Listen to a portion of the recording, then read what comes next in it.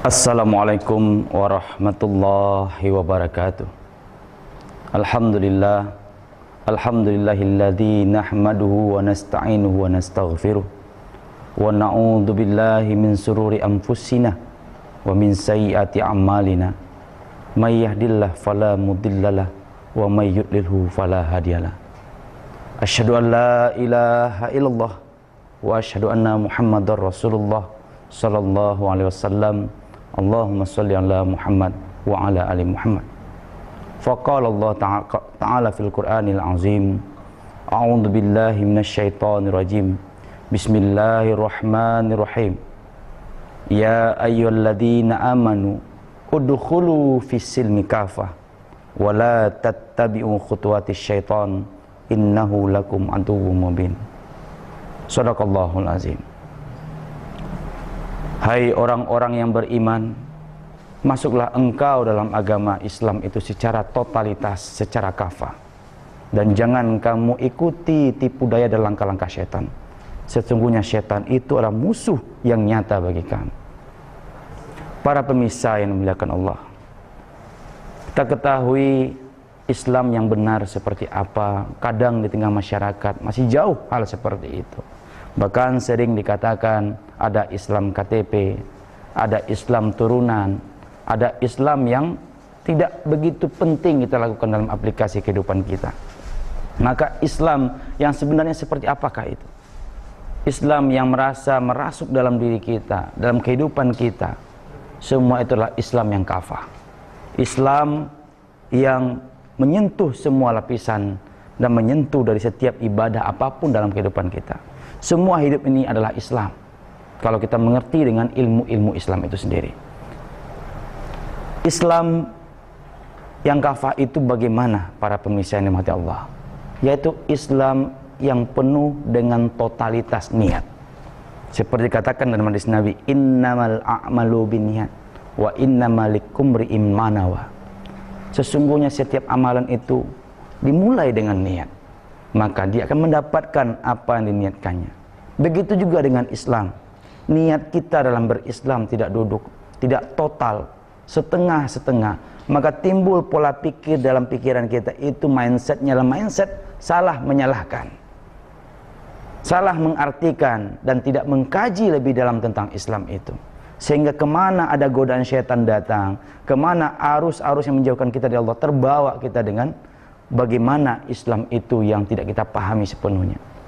Apa yang dimaksud dengan Islam yang totalitas? Yaitu secara keseluruhan. Kita Islam harus belajar ilmunya. Tidak Islam sekedar akidah, tidak Islam sekedar ibadah, tidak Islam sekedar masalah sejarah. Islam Amerika merupakan sebuah agama yang universal. Dan dia tidak akan pernah lekang oleh panas, tidak pernah lapuk oleh hujan. Ada yang mengatakan Islam tidak bisa diterima pada zaman sekarang karena Islam itu kolot dengan segala macam multifungsi dan bagaimana teknologi yang begitu canggih sehingga Islam tidak bisa diandalkan. Itu salah. Buktinya apa? Buktinya orang-orang Eropa, orang di Amerika mengaplikasikan Islam itu dengan kecanggihan ilmu mereka. Mereka menyadari bahwa Islam itu memiliki ilmu yang luar biasa. Dalam kitab Al-Quran yang mulia itu selalu ada uraian-uraian tentang teknologi, tentang biologi, tentang fisika, tentang apapun itu, bahkan urusan yang terkecil sekalipun keluarga dibahas dalam Islam. Ini artinya Islam merupakan agama yang urgen dan penting, dari mulai hal yang terkecil membahas sampai hal yang terbesar. Bukan hanya sekedar masalah keluarga, tapi juga masalah negara juga diurus dalam Islam. Ada yang mengatakan Islam adalah agama sekedar ibadah. Tidak. Islam adalah agama sekedar rutinitas, sholat saja. Tidak. Islam merupakan aspek keseluruhan, terutama dilandasi dari masalah kualitas ibadah sholatnya. Sholat ini merupakan pengaruh yang luar biasa tentang keislaman. Tidak dikatakan dia seorang muslim yang baik, tidak dikatakan di beragama Islam kalau sholat tidak ada dalam dirinya. Para pemirsa yang dirahmati Allah, kita ketahui Rasulullah SAW menyampaikan Islam itu tidak dari satu segi kehidupan. Pertama, Rasulullah SAW meletakkan bab akidah 13 tahun kepada penduduk kafir Quraisy di kota Mekah. Maka ujiannya luar biasa. Tetapi istiqamahnya Rasulullah dengan bagaimana mendudukkan akidah pertama sekali kepada asabiqul awwalun, orang-orang pertama yang masuk Islam di jalan dakwah. Maka subhanallah, hasilnya luar biasa. Dan salah satu yang terkenal dalam sirah dan sejarah Islam itu sendiri, bagaimana kehebatan imannya Bilal bin Rabah. Disiksa sedemikian rupa oleh tuannya, sampai dihimpit oleh batu sangat besar di padang pasir yang sangat tandus dan panas. Maka saat itu Bilal tetap mengumandangkan kalimat ahad, ahad, dan ahad dalam setiap lisannya, walaupun ujian dan siksaan bertubi-tubi datang kepada dirinya. Nah, ini sebagai bukti bahwa Islam ada bab akidahnya. Kemudian ada Islam, ada bab ukhuwahnya. Ketika hijrahnya Nabi Muhammad SAW dari Makkah ke Madinah, maka yang pertama dilakukan Nabi Muhammad adalah selain dia mendirikan masjid untuk menjadi syiar umat Islam, dia persatukan muhajirin dengan ansar tanpa ada sekat sedikit pun.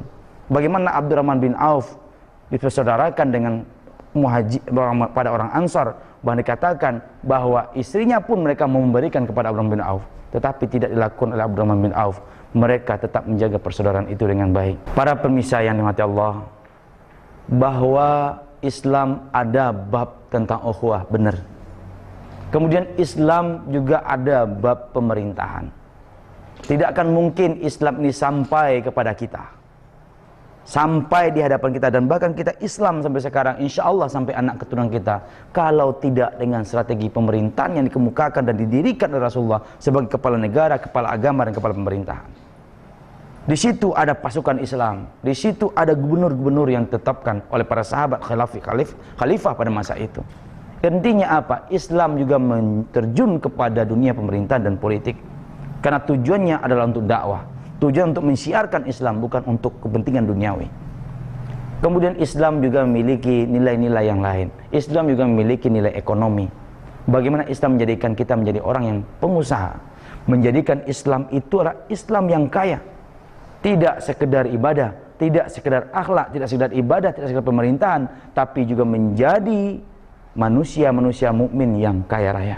Apabila kita kaya, berbisnis, pengusaha merupakan sunnatullahnya Rasulullah, yang betul kita teladani dari Rasulullah, bahwa laqad kana Rasulullah uswatun hasanah, dan rezeki yang luar biasa itu dari pengusaha atau bisnis, perdagangan. Tentunya perdagangan yang dari Allah tidak ada riba dan tipu menipu dalam jual beli ini. Maka ternyata ketika kita memiliki kekayaan luar biasa, kita bisa berkontribusi banyak kepada dakwah, kepada Islam itu sendiri, sehingga umat Islam itu merasakan kejayaan Islam itu rahmatan lil alamin. Para pemirsa yang dirahmati Allah, mari kita dekatkan diri kita kepada Islam dengan penuh kesadaran kita. Jangan kita belajar Islam setengah-setengah, jangan kita mengkaji Islam setengah-setengah. Kalau serba setengah, maka Allah juga kasih keridhaan juga setengah. Inni zonni abdi bi, kata Allah, sesungguhnya aku sesuai dengan prasangka hambaku.